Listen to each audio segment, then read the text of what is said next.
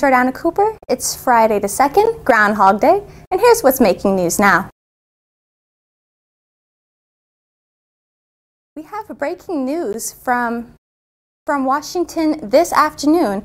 The Republican memo of the Russia investigation, unclassified by President Donald Trump, has been released. It claims that the FBI used the dossier collected by former British intelligence agent Christopher Steele was an essential part of an application for surveillance of Trump campaign aide Carter Page. Republican lawmakers say that the memo suggests anti-Trump bias at the FBI and Justice Department. The acting CEO of TTC, Rick Leary, and other senior executives met with commuters at the Bloor-Yonge station today following multiple major subway interruptions earlier this week. Commuters had long waits in the Bloor-Yonge station Tuesday and Wednesday morning during rush hour because of a cracked rail. This led to an emergency alarm being triggered at the museum station and a train north of Finch station becoming inactive. Major John Tory states additional work will be put into the TTC, including 50 weekend divisions that will be replacing signals, switches, and upgrading track beds this year. Carolyn Mulroney, daughter of former Prime Minister Brian Mulroney, is set to run against former MPP Christine Elliott in the race to become Ontario's progressive Conservative leader. Mulroney has work experience on Wall Street and a law degree from New York University, but has never held elected office and has kept a low media profile. Elliott ran twice for the party's leadership in the past, but was defeated by Tim Hudak and later by Patrick Brown. Elliott confirmed on Twitter that she will be running a third time on Thursday afternoon. Votes will be cast electronically between March 2nd and March 8th. The winners will be announced on March 10th. Prime Minister Justin Trudeau said Kinder Morgan oil pipeline development will be happening regardless of the British Columbia government's latest efforts to halt the project. BC's Environment Minister wants to ban increased oil shipments off the province coast until preparations are in place to better manage a spill. Trudeau spoke on a radio station, CHED, Thursday, discussing how the pipeline is in the national interest because it will help move Alberta oil more easily to Asian markets.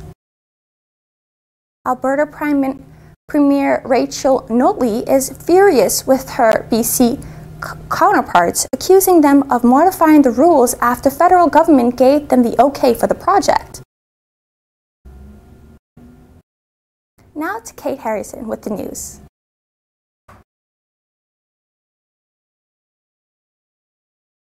Thanks, Jordana. Here's what's happening in sports.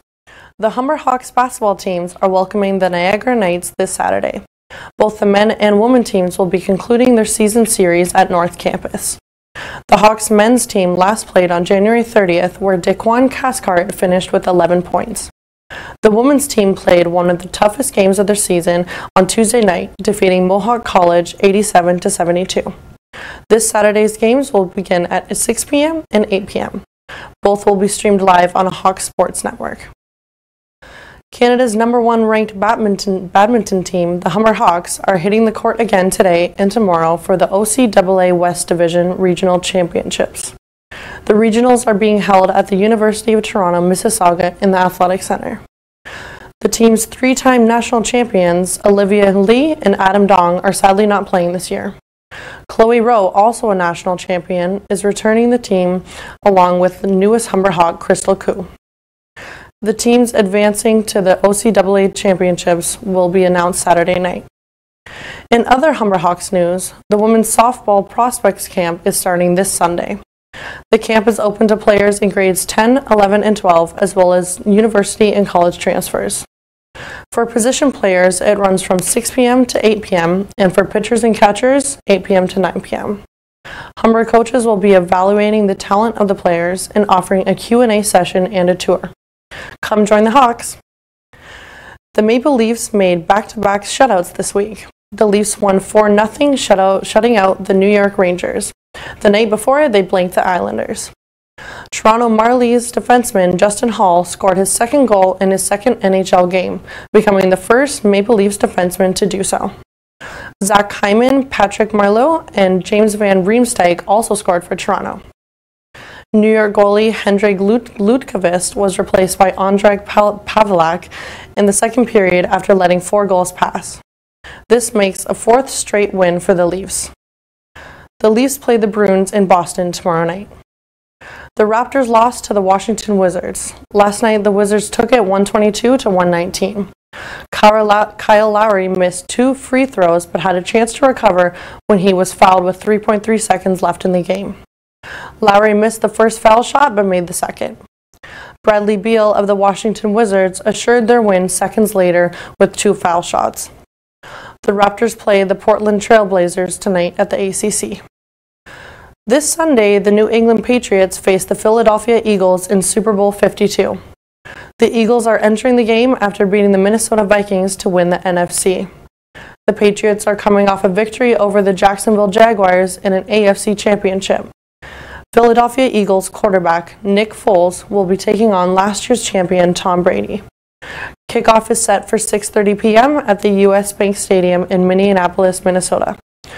This year, the game will be shown on NBC and CTV, and streaming will be available for free on NBC Sports apps and websites. Now back to Georgiana in the newsroom. Thanks, Katie. As many as 90 migrants may have drowned off the coast of Libya after a boat struggling refugees capsized earlier today. Reports from the International Organization from Migration stated there are 3 known survivors and 10 bodies had washed up on shore. An absolutely shocking tragedy that seems to have occurred off Libya, when we think as many as 90 Pakistani migrants trying to reach a better life ended up through the criminal act of smugglers drowning. Now, we don't know the full scope of it yet, we don't know the details of it, but we do know that bodies have been washing ashore off Zwara in Libya for the last couple of hours. They're still searching for survivors, but it's very, very unlikely, it seems, at this point. Survivors who spoke to aid workers said that most of the migrants of the boat were Pakistanians, heading to Italy from North Africa. Prior to today's incident, reports from IOM shows about 6,624 migrants are believed to have arrived in Europe by sea, and a total of 246 have died this year alone. Mine operator Zambian Stillwater reports all 955 miners have been rescued after being trapped underground for over 24 hours in the Beatrix gold mine in South Africa. Report shows that the miners were trapped after a storm took out power lines to the mine. The company said that the gold miners struck underground were never in any real danger, but the incident has raised some safety concerns in the industry in South Africa. At this time, none of the rescued miners appear to have sustained any major injuries from the incident. Authorities in the Iran capital, Tehran, arrested 29 women for their involvement in an anti-hijab protest. Across Iran, women have been removing their headscarves in public to oppose in Iran's strict Islamic dress code. Throughout social media, videos and photos have been shared by protesters standing on utility boxes on sidewalks, boldly waving their hijabs. Tehran police states that their actions were provoked by foreigners, and those who were arrested were portrayed in moving their hijabs. The 29 arrested protester has been transferred to the judicial authorities. That is all for today's coverage, but for more news, check out skedline.com. For Skedline Live, I'm Jordana Cooper.